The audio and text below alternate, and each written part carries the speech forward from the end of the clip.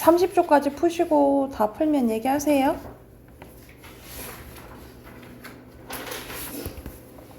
자, 답 확인해 봅시다. 1번에 26쪽에 1번에 문제, 2번에 중력, 그리고 3번에 등속, 원운동, 4번에 구심력, 5번에 원심력, 그리고 6번에 회전, 7번에 폐수, 그리고 8번에 회전 운동이고요. 그리고 9번에 의, 그리고 10번에 여과입니다. 그래서 옆에 1번 문제는 중심 화제 있죠? 여기 그대로 쓰시면 되겠죠? 그래서 우주 정거장에서의 폐수 여과 방법. 그러면 1, 2, 3, 4, 5어절 맞죠? 그쵸? 이렇게 쓰시면 되고. 그리고 2번에는 폐수에 여과할 수 있는 과학적 원리는 말 그대로 이 회전 운동을 통해서 뭘 만들어주는 거야? 원심력을 만들어주는 거잖아. 그치? 그래서 그렇게 쓰시면 돼요. 회전 운동을 통해 중력처럼 작용하는 원심력을 만들어준다. 뭐 이렇게 쓰시면 되겠죠? 그리고 3번에 계속 어휘 문제 나오지, 그치? 이거는 문맥적 의미와 가장 유사한 거야. 여기서는 중심 밖으로 나간다. 그러면은 말 그대로 밖으로 이동하는 거 얘기하는 거잖아. 같은 맥락을 쓴 거 4번이죠? 문 밖으로 나간다. 이렇게 나와 있으니까. 뒤에 거 또 같이 봐볼게요. 1번에 여기서는 공동 소송에 관련된 거고요. 그리고 2번에 당사자, 3번에 배상금 총액, 그리고 4번에 집단, 5번에 비용, 6번에 단체, 7번에 침해 행위, 8번에 공익적, 9번에 제한적, 10번에 소비자 기본법, 11번에 소송, 12번에 다수예요. 자, 4번에 보면은 여기서는 일문단에 전체적으로 보면 예시들이 나와요. 그쵸? 그 사례들이 나오잖아. 그래서 1번이고요. 그리고 5번에 알맞지 않은 것은 여기서는 그 이문단, 여러분 이문단 이쪽 보면은 대개 공동으로 변호사를 선임하고 그가 소송을 수행한다고 했잖아요. 그치? 공동으로 그 변호사 선임하고 그 변호사가 해야 되는 거죠. 그쵸? 그래서 5번 알맞지 않은 것은 2번이고요. 그리고 6번에 적절하지 않은 것은 4번이고, 그리고 7번에는 쉽죠? 7번에 마지막 문단이 나와 있는데 답은 2번입니다. 됐을까요? 1번 아니에요? 1번? 왜 1번이 아닐까? 포털 사이트의 개인 정보 유출 피해를 입은 가입자들이 서류 제시해서 단체 소송할 수 있게 되었다? 여기서 마지막 문단을 봐봐. 마지막 문단을 보면은 우리나라도 집단 소송과 단체 소송을 제한적으로 도입했다 그랬잖아. 그치? 그래서 뭐와 관련된 거? 그 다음 주에 보면 뭐 나와요? 주식 투자에서 피해 입은 사람들이 집단 소송할 수 있다 했잖아요. 그쵸? 그럼 가장 적절하면 1번보다 2번 아니겠어요? 그쵸? 저는 4번. 개인 정보 유출 아니니까 단체로 해야겠지. 그치? 4번? 4번? 4번은 대기업 출시한 제품이지 결함 때문에가 아니었어. 그렇지.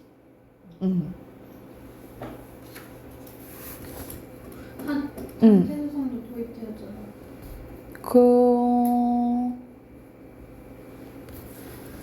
는 제한적이라 했잖아. 그러니까 내가 볼 때 먼저 집단 관련 집단 소송 증권 관련 집단 소송법이 제정됐다 했잖아요. 그래서 그와 관련된 것만 우선 됐다고 본 것 같아.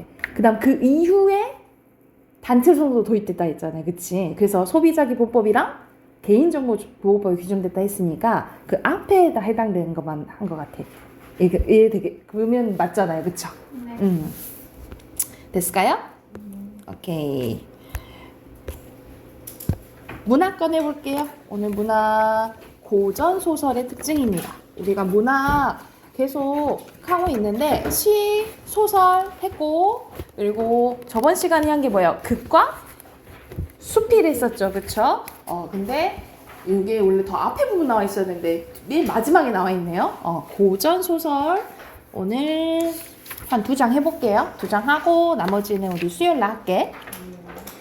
자, 고전 소설의 특징입니다. 첫 번째 고전 소설이란 19세기 이전에 창작된 소설이라고 보시면 돼요. 우리가 19세기라고 나왔는데 보통 기점을 1894년 갑오개혁으로 잡아요. 그래서 거의 이제 19세기죠. 19세기 이전에 쓰여진 소설을 뭐라고? 고전 소설이라고. 그 이유는 이제 현대 소설로 봐요. 그래서 설화는 입으로 전해진 이야기를 얘기합니다. 그래서 대표적으로 왼쪽 봐봐봐. 신화, 전설, 민담을 설화라고 해요. 입으로 전해진 이야기. 설화나 가전. 여러분 가전체 문학이라고 있는데 이 가전은 뭐냐면 우리가 사람이 아닌 것을 사람처럼 표현한 문학이라고 보시면 되거든요. 그래서 주인공이 술이야, 술. 술이 이제 주인공이어서 그 사람이 생애를 뭐 다뤘다든가 그런 걸 이제 가전체 문학이라 하고 그리고 중국 소설의 영향을 받아서 이 고전 소설이 만들어졌다라고 봅니다. 그래서 대표적인 고전 소설의 특징을 나와 있는데 우리가 계속 중등 과정 이제 시험 보면서 고전 소설 같은 게 나오면 고전 소설과 현대 소설의 특징 묻는 문제 많이 나왔잖아요. 그래서 고전 소설의 특징은 이제 전체적으로 머릿속에 있어야 되는데 주제는 대체적으로 권선징악, 인과응보예요. 말 그대로 착하게 살아라 이 말이겠지, 그치? 그리고 유교적 윤리관으로 가정과 화합을 강조합니다. 유교적 윤리관은 대표적으로 충과 효를 강조하겠죠, 그쵸? 그리고 사회 제도의 모순과 부정을 비판하는 주제의식이 드러난다라고 생각을 하시면 돼요. 그리고 구성은 어떻게 이루어져 있냐면 다 시간순입니다. 시간순으로 이제 진행이 돼요. 그래서 평면적 구성이에요. 같은 말로 뭐라 하죠?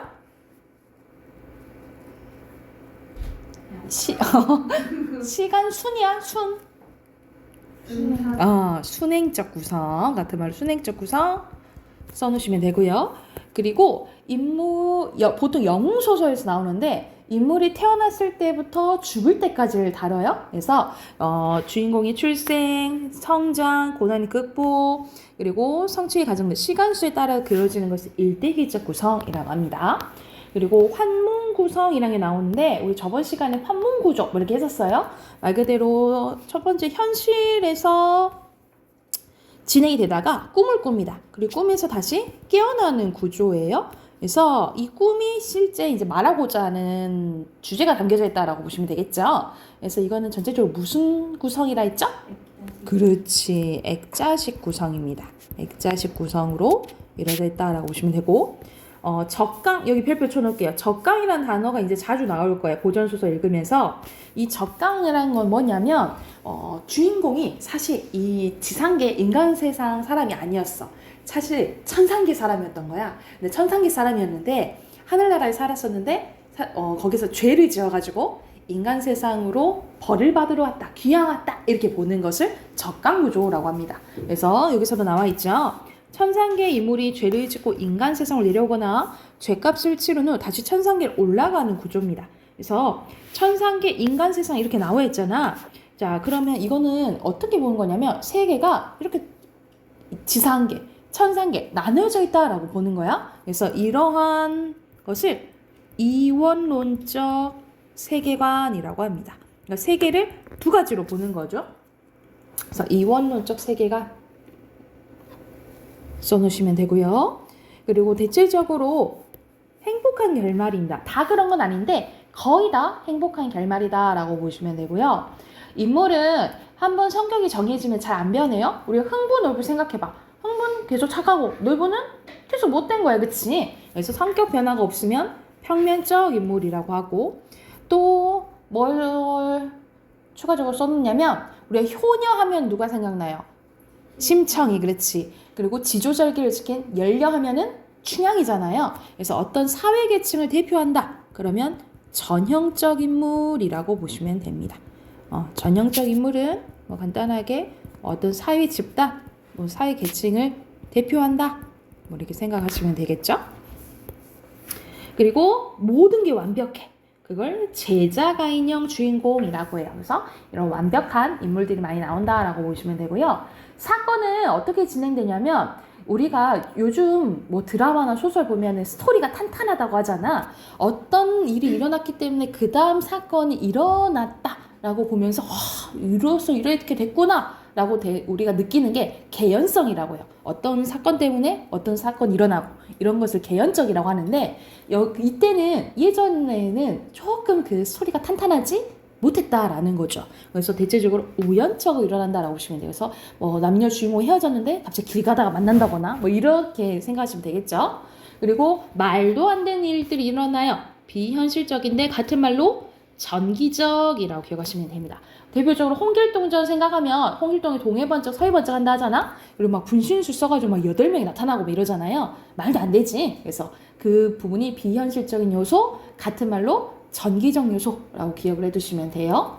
그리고 서술은 어떻게 진행이 되냐면 구어체보다, 우리 구어체는 우리가 평소에 말하는 말투 얘기하잖아. 그것보다는 문어체, 우리 글로 쓰는 거, 우리 요즘 문어체는 뭐뭐 한다로 끝나죠, 그쵸? 근데 예스러운 말투, 뭐뭐 하더라, 뭐뭐 하더라, 뭐 이런 말투가 사용되고, 관습적이고 상투적인 표현, 언어유희는 말장난이라 생각하시면 되겠죠.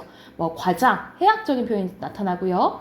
다 전지적, 3인칭 전지적 작가 시점이에요. 3인칭 전지적 작가 시점으로 내용을 전개하다가 특정 장면에서 서술자가 생각이나 주관적 판단이 작품 속에 나타나는 서술자의 개입이 나타납니다. 그러니까 말 그대로 서술자가 끼어들어서 판단하는 것들이 나온다 이 말이죠. 그쵸? 우리는 그걸 배웠지. 이걸 뭐라 그래요? 편집자적 논평이라고 하죠. 그래서 전지적 작가 시점이고 이 전지적 작가 시점 때문에 나타나는 게 이 편집자적 논평이라고 보시면 됩니다. 그래서 고전소설이 이들 모의고사에 나오면 항상 고전소설에서 이 편집적 논평이 다 나오는 건 아니거든요. 그래서 문제에서 가끔씩 나와요. 여기 이 부분에서 편집자적 논평이 쓰였는지 안 쓰였는지. 그러니까 좀 다 읽어봐야 되는 거지. 그래서 최대한 빨리 읽어서 내용 파악을 하셔야 돼요. 그리고 배경은 전쟁 소설 막 이런 데는 중국이 많이 나옵니다. 중국을 배경으로 해서 환상성과 신비감을 부여하거나 아니면 우리나라를 배경으로 해서 사실성을 강조한다. 말 그대로 실존 인물이 뭐 언급이 되거나 아니면 실제 그 지역이 나오면 사실성이 높아지겠죠. 그쵸? 그러면 거기에 대한 개념 연습하기 문제 한번 봐볼게요. 자, 고전소설은 구전되는 이야기, 설화를 바탕으로 만들어진 거 맞죠? 그쵸? 그리고 윤리관, 권선징악 맞죠? 1인칭 주인공 시점이라 했어? 전지적 작가 시점이라 했죠. 그쵸? 자, 밑에는 김실습의 만복사 적폭입니다. 김실습 작품이 많이 나와요. 만복사는 절 이름이고요. 저포는 놀이, 게임 이름이라고 생각하시면 돼요. 자, 앞부분 줄거리 보면 전라도 남원에 양생이라는 노총각이 살았는데 이 사람이 일찍이 부모를 여의고 만복사라는 절에서 살고 있었대. 그러나 양생은 법당에서 저포를 던져 자신이 이기면 좋은 배필을 달라고 소원을 빌었다. 이 놀이에서 양생이 이겼고, 그러니까 부처님이랑 게임을 한 거야. 그래서 양생이 이겼고, 양생은 아름다운 한 여인을 만나게 됩니다. 그런데 이 여인은 살아있는 여인이 아니었어. 외구에 침입돼 죽은 처녀의 환신이었다는 거야. 죽은 여자를 소개시켜 준 거예요. 그래서 여인은 양생을 융숭하게 대접하고 사흘 뒤 양생이 돌아가게 되었을 때 신표로서 은잔 한 개를 줍니다. 양반은 타고 가던 말을 즉시 멈추고 양생이로 가까이 가서 그거 은잔 어디서 갖게 됐냐? 내가 알고 있는 건데? 그래서 물어봤다는 거죠. 양생은 그 전날 여인과 약속한 일을 빠짐없이 그대로 이야기하였다. 그 양반은 놀랍고 의아하며 한참을 멍하니 서 있다가 입을 열었다는 거죠. 내 팔자가 불행하였으라 오직 여식이 하나 있었는데, 내가 딸내미 하나 있었는데 외구의 난에 그마저 빼앗기고는 미처 정식으로 장례를 치지 못하고 갱형사의 곁에 묻어두고는 머뭇거리다가 지금 얘기까지 이르렀네. 그러다 보니 오늘이 벌써 대상인지라 부모의 도리로 보련사에 제라도 올릴까 해서 가는 길이네. 자네가 정말 그 약속대로 하려면 조금도 의아하게 생각지 말고 내 여식을 기다려서 함께 오게 하고 말을 마치고 양반은 먼저 보련사로 향했대요. 양생은 혼자 서서 그녀를 기다렸다. 과연 약속한 시간이 되자 그녀는 시녀를 데리고 도착했대요. 두 사람은 서로 만나 반갑게 손을 잡고 절로 향하였다. 그녀는 먼저 절문을 지나 법당 올라 보천님께 예를 드리고는 곧 흰 휘장 안으로 들어갔다. 그러나 그의 친척들과 승려들 중 그녀를 본 사람은 하나도 없었고 다만 양생이 그 뒤를 따를 뿐이었다. 그러니까 이야기가 전체적으로 어때요? 비현실적이죠. 그쵸? 그래서 결국 그녀는 떠났고 양생은 혼자 살아갔다 이 얘기예요. 그래서 죽음을 초월한 사랑 이야기라고 보시면 돼요. 그래서 여기서는 시간 순서대로래. 그럼 무슨 구성? 순행. 맞아요. 같은 말이에요. 순행적, 평면적 구성이라고 보시면 되고 남자와 여인의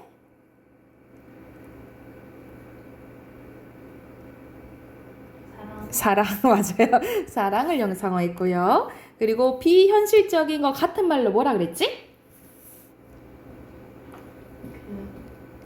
방금 했는데 전기적. 그렇지. 전기적 써놓으시면 됩니다.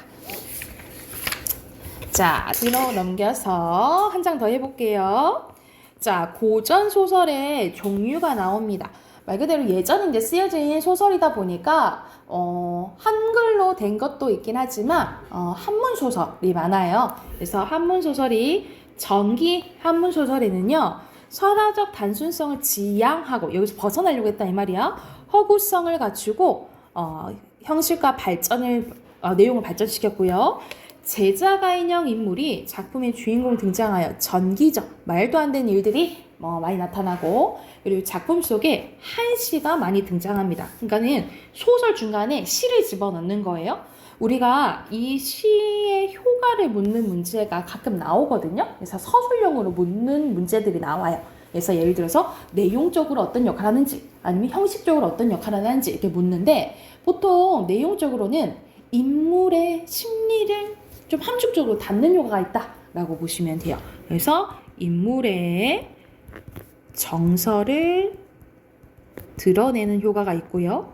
그리고 소설은 여러분 줄글의 형식이잖아. 쭉 줄글로 막 있는 것보다 그 안에 이제 시를 넣는 거는 약간의 단조로움을 피하게 해준다라고 보시면 돼요. 그래서 줄글의 단조로움을 좀 없애준다 라고 보시면 되겠죠.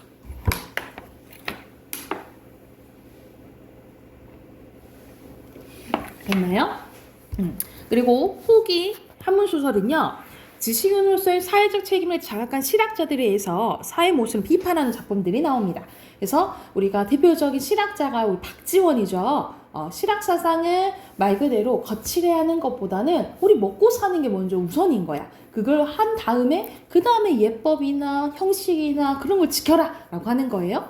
그래서 실학자들이 추구하던 현실성과 실리적인 특징이 드러나는데 그래서 여기 밑에로 나와 있죠. 박지원의 허생전, 양반전. 그래서 박지원은 본인이 양반인데도 불구하고 양반들을 비판하는 이런 소설들을 썼다라고 보시면 되고요. 자, 군담소설이 나오네요. 군담소설은 전쟁소설이라고 생각하시면 돼요.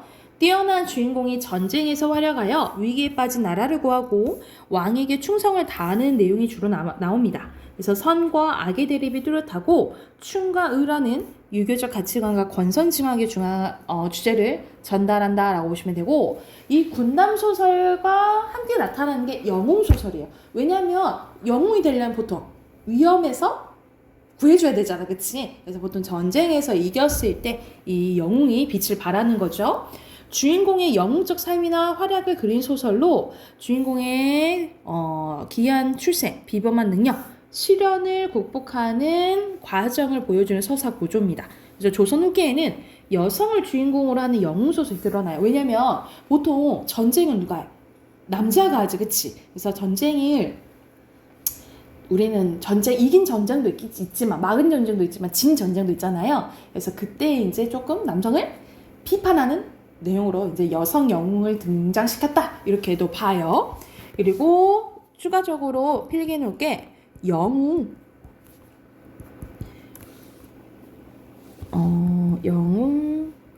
일대기적 구조가 있어요. 이거는 여기 한번 했었어.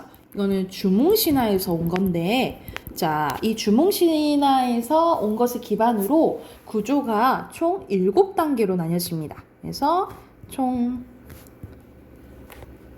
먼저 7단계로 이루어지는데, 먼저 우리가 주몽 생각해보면 주몽은 뭐 해보수의 아들이에요. 그래서 하늘의 아들, 뭐 바다의 아들, 뭐 이렇게 얘기를 해요. 그래서 피가 좋아야 돼. 그래서 첫 번째, 고귀한 혈통을 가져야 되고요. 우리가 주몽 생각하면 주몽 어디서 태어났지? 알에서 태어났죠, 그쵸? 그래서 두 번째, 기이한 탄생입니다. 기이한 탄생. 그리고 영웅이 되려면 고로 능력이 줘야겠죠, 그쵸? 비범한 능력. 그래서 주몽 생각하면 활을 잘 쏘고 말을 잘 탔다 했죠, 그죠? 비범한 능력을 가지고 있어서 주변에서 시기하고 탐하는 사람들이 많아요. 그래서 시련, 고난을 겪게 되고 조력자의 도움으로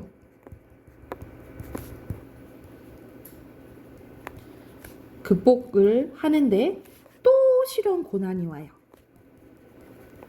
근데 마지막에 또 극복 후에 위협을 달성하게 된다라고 보시면 됩니다. 주몽이 한 위협은 고구려를 건국한 거죠, 그쵸? 그래서 총 이렇게 7단계를 거친다라고 기억을 해두시면 돼요. 됐을까요?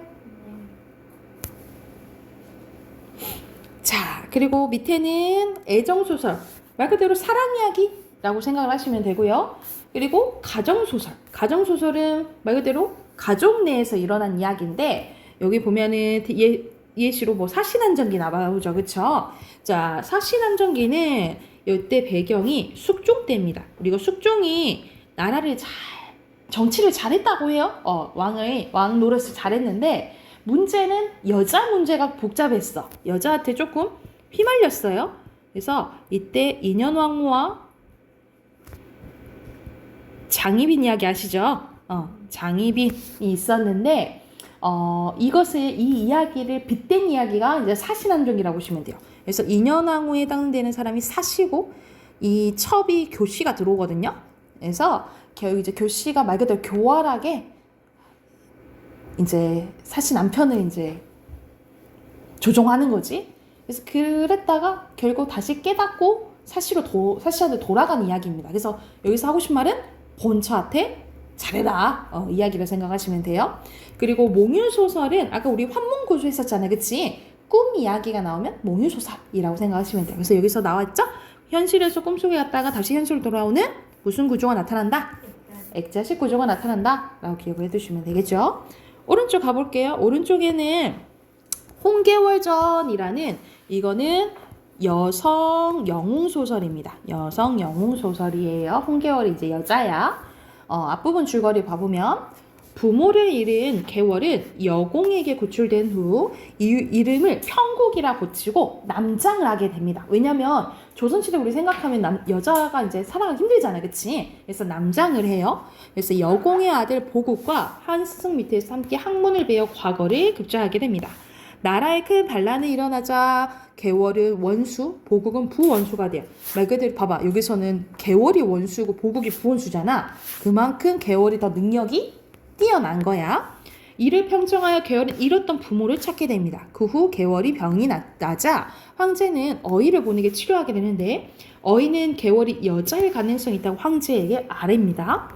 이때 평국이 병세 차차 나음에 생각하되, 어이가 내 맥을 보았으니 본색이 탈로 난치라 이제 할 일 없이 여복을 고쳐 입고 규칙에 몸을 감추어 세월이 보냄이 옳다 하고 즉시 남복을 벗고 여복 입고 부모님을 뵙고 흐느끼며 두 볼에 눈물을 흘러내리거늘 부모도 눈물 흘리며 위로하더라.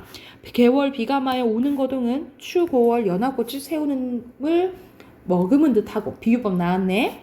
초승달이 수운에 잠기는 듯하며 아리따운 모습은 당대의 제일이라.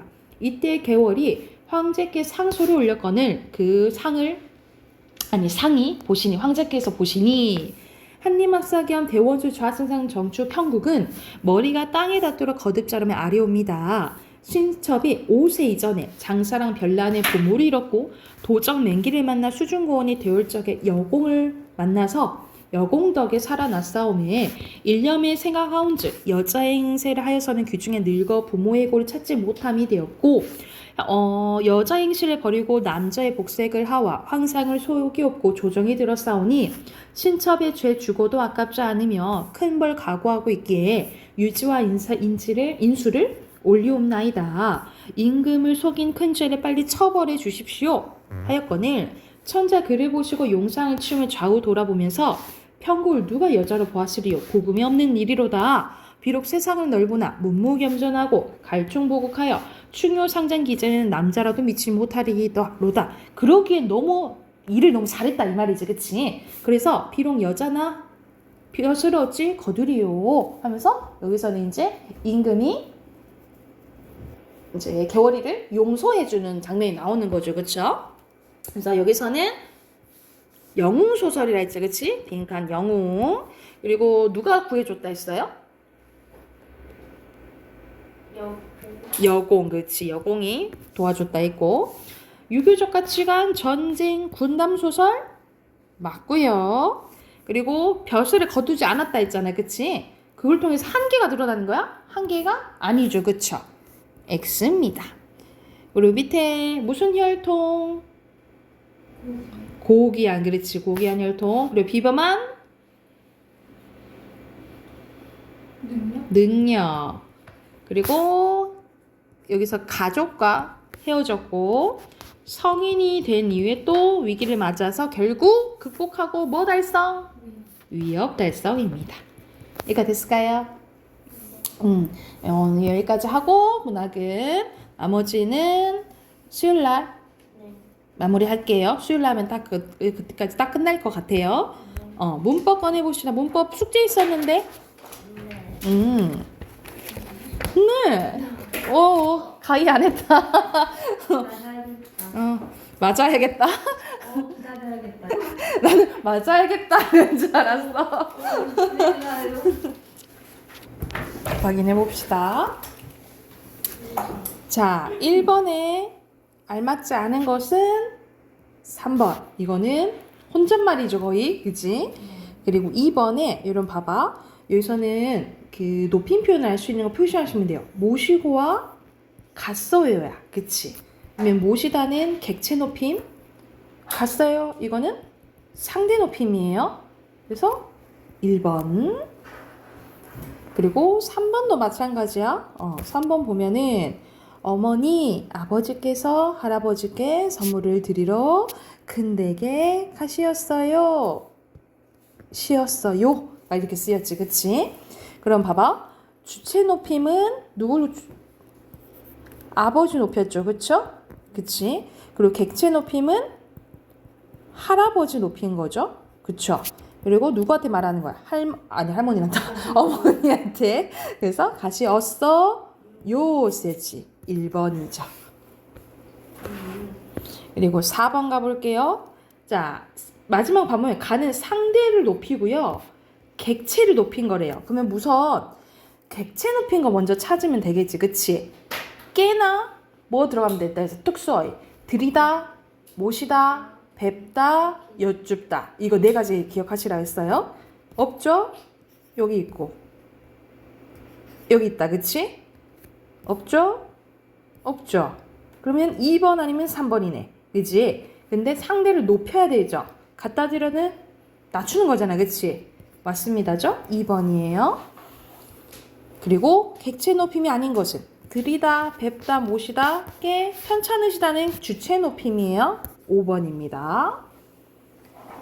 그리고 6번에 엄마 하겠다, 난 하겠다, 의지 들어가야 되는 거야. 1번이고요. 그리고 여기서는 영화가 시작된 지점은 영화가 곧 시작하겠다고 나한테 얘기했다 라는 거잖아. 그치? 그러면 동생한테 말한 시점? 다름이겠죠? 그쵸? 그러면 4번이 되겠네. 그치? 1번 뭐야? 1번은 3번. 자, 그리고 고난도 봐볼게요. 여기서는 청자한테 요청하는 거네. 그치? 또 아닌 문자 1번이랑 비슷한 문제다. 그죠? 5번이죠. 혼잣말이야. 그래서 밑에 빈칸 종결 표현 그 다음에 요청입니다. 그리고 9번은 동작이 진행되고 있고 그리고 지속되고 있는 걸 얘기하는 건데 두 가지로 다 해석될 수도 있대요. 그쵸? 여기서 알맞지 않은 것은 4번이거든요. 벗고 있어도 벗고 있는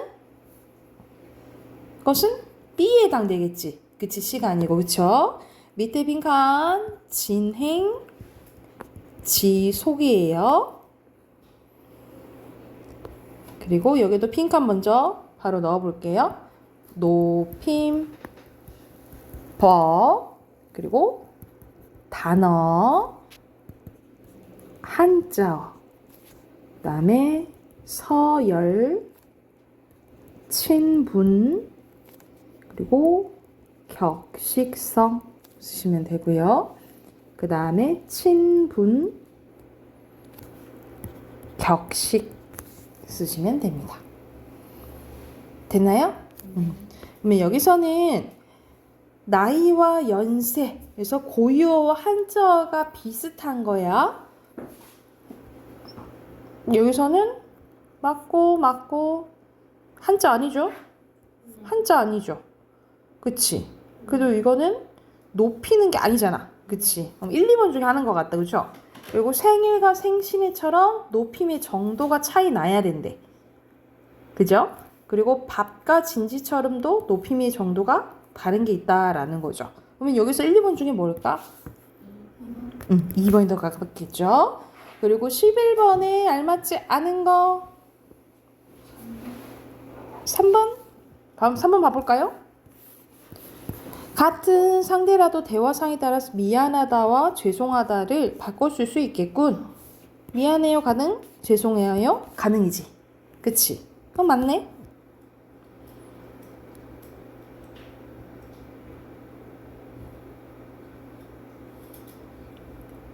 민경이 몇 번 했어요? 4번. 4번? 리루도 봐볼까? 상대의 지위에 따라 미안하다, 죄송하다를 구별하여 사용했군. 정말 죄송했습니다. 미안했네. 더 높으니까 죄송하다. 자기보다 낮은 사람이니까 미안했네. 이렇게 한 거잖아요. 그쵸? 이것도 맞는데? 답이 이거 딱 보이는데? 2번? 미안해요. 1번. 1번. 죄송하지만 이 일은 내일까지 해주세요. 사장이 과장에게야. 죄송하지만 여기 쓰였잖아. 미안하지만 가능하잖아요. 그쵸? 1번입니다. 오늘은 여기까지 할까요? 수요일날 진도 나갈게요.